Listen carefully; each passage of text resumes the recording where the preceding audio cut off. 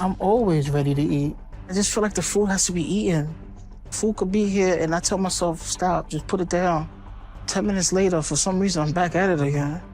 From chocolate cake for breakfast to entire boxes of pizza for dinner, the meals on my 600-pound life are some of the craziest you'll ever see. But they're more than just shocking portions. Every bite hides pain, trauma, and families on the edge of collapse. Food addiction has become my life. Hey, Ed, I need a paper towel. I started out just like anyone else, and every time I had a problem, it's a pound, 2 pounds, 5 pounds, and I just kept going. These aren't just meals, they're survival tactics, addictions, and desperate cries for comfort. So which plates went too far? Which scenes left viewers speechless? And which meals were so outrageous they broke the internet? Bethany, chocolate cake for breakfast. Bethany Stout, a 40-year-old mother from Oklahoma, weighed over 600 pounds when she appeared on My 600-Pound Life. Her mornings began not with eggs or toast, but with an entire chocolate cake. By 9 in the morning, she had already consumed what many people wouldn't finish in a week, and that was just the start of her day. Her love of food was tied to decades of emotional struggle. Bethany faced physical pain, depression, and the constant challenge of mobility. Food became her escape, a way to dull emotional and physical suffering. But her addiction didn't just affect her, it consumed her family. Her children often acted as caretakers, preparing her meals and assisting her with daily tasks. Bethany admitted she felt guilty but helpless. Breakfast for her meant cheesy eggs, fried toast, hash browns, bacon, and desserts. Lunch and dinner were no lighter. Double cheeseburgers, fries, and soda became daily staples. She rarely left her recliner, relying on her husband or children to fetch her meals. The cycle of eating, guilt, and more eating trapped her in a life dictated by food. Dr. Nowzaradan confronted her bluntly. "You are killing yourself with food. If you do not change, you will not live long." Bethany knew the truth but struggled to regain control. Food had been her comfort since childhood, a way to cope with trauma, loss, and the pressures of motherhood. What made her story unforgettable wasn't just the size of her meals, it was the human struggle behind them. Her family, especially her daughter Isabella, bore responsibilities far beyond their years, a constant reminder of the cost of Bethany's addiction. Bethany's case highlighted a harsh reality. Food addiction is never just about hunger, it's about emotional survival, pain, and the desperate need for comfort. For viewers, the sight of chocolate cake for breakfast wasn't just shocking, it was a window into a life trapped by both body and habit. Bethany's battle showed how food could become both comfort and prison, but if her chocolate cake breakfast left viewers stunned, the next story would push that shock even further. Because Sean's meals weren't just unhealthy, they were colossal feasts that looked more like holiday spreads than daily dinners. Sean, the cheese guy. Unlike Bethany, who turned to sweets for comfort, Sean's weakness was sheer volume. Entire pizzas, mountains of fried chicken, and bags of fast food became his daily fuel. A typical meal could include 3 cheeseburgers, a bucket of fried chicken, mashed potatoes drowning in gravy, and a 2-liter soda, all eaten in one sitting. Sean's mother, Renee, admitted she enabled his eating because it was the only way to keep him calm.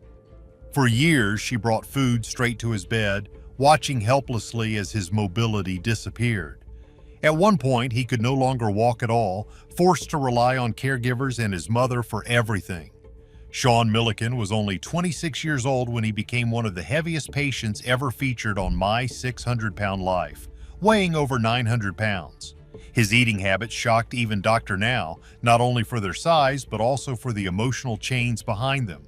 What made Sean's case so heartbreaking wasn't only his size, but his age. Viewers saw a young man who should have been starting his adult life instead trapped in a cycle of pain and dependency. Dr. Now warned him repeatedly, "If you do not change right now, you will not live long enough to see your 30s. Despite the warnings, Sean's emotional struggles ran deep. He admitted that food was his way to cope with the loss of his father and years of unresolved trauma. The meals, shocking in size, were really shields against grief. His story showed that food addiction isn't just about indulgence. It's about survival in the face of unbearable pain. And while Bethany shocked viewers with cake for breakfast, Sean left them speechless with feasts that seemed impossible for one person. Sean's endless feast showed how grief can fuel hunger beyond comprehension. But if his story was about losing control, the next one was about refusing to admit the problem at all. Because Penny didn't just shock viewers with what she ate, she shocked them with her complete denial. Penny, fast food on oxygen. Penny Sager became one of the most controversial figures in my 600-pound life. Unlike Bethany or Sean, who openly admitted to food addiction, Penny insisted she was doing fine despite weighing over 500 pounds and being almost completely immobile. Her meals reflected that denial. A light lunch for Penny included multiple sandwiches layered with meat and cheese, large bags of chips, and liters of soda. Dinner often meant trays of lasagna, fried chicken, or family-sized fast food orders. To viewers, it looked less like one person eating and more like a spread for an entire party. But what made Penny's case unforgettable wasn't just the food, it was her refusal to change. When Dr. Now put her on a strict diet to prepare for surgery, she ignored his plan and secretly kept eating her favorite meals. Nurses reported finding fast food in her hospital room. Even while hooked up to oxygen, Penny would order takeout and claim she was following the program. Her husband and son played a heartbreaking role in her story. Viewers watched her husband enable her, delivering meals directly to her bedside while their young child begged for attention. It was as if food had consumed not only Penny's body, but also her family life. Dr. Now's frustration was clear. He told her bluntly, "You are choosing food over your own life." But Penny rejected his warnings, insisting she was making progress when her weight barely changed. To audiences, it became one of the most shocking examples of denial on the entire show. Where Bethany was shocked with sugar and Sean was stunned with feasts, Penny left viewers speechless with her refusal to even acknowledge reality. Her meals weren't just heavy, they were symbols of a battle she refused to fight. Penny's denial showed how food addiction can blind someone to reality. But the next story was even darker. Because while Penny ignored the problem, James K. drowned in it. His meals weren't just unhealthy, they were life-threatening, and his decline was one of the most heartbreaking the show ever captured. James K., the heavyweight. James K. was one of the heaviest patients ever featured on My 600-Pound Life, tipping the scales at nearly 800 pounds. Unlike Penny, who claimed she was improving, James admitted from the start that food had consumed his entire life. And yet, even with that awareness, he could not stop. James's meals were staggering in size. Breakfast alone could mean a dozen eggs, half a pack of bacon, stacks of pancakes dripping in syrup, and multiple sausages, washed down with soda instead of juice or coffee. For lunch, he often ordered multiple pizzas, wings, and breadsticks. Dinner was no lighter, with entire racks of ribs, mashed potatoes loaded with butter, and family-sized desserts. What shocked viewers most was not only the amount, but how casually James consumed food meant for several people in one sitting. His partner, Lisa, became his caretaker and enabler. She brought food straight to his bed, often looking conflicted as she handed over yet another tray piled high with fast food. The couple's relationship revolved around meals. Arguments, reconciliations, and even moments of affection were all tied to food delivery. Dr. Now confronted James with brutal honesty. He told him, "You are eating yourself to death. If you do not stop now, you will not be alive much longer." But despite the warnings, James struggled to follow the program. His health rapidly declined, with infections, immobility, and heart issues piling up. Each episode showed viewers how close he was to the edge, yet the cycle of binge eating continued. What made James's story unforgettable wasn't just the food, it was watching a man aware of his own destruction but unable to stop it. His meals, shocking in size, became a tragic symbol of addiction's grip.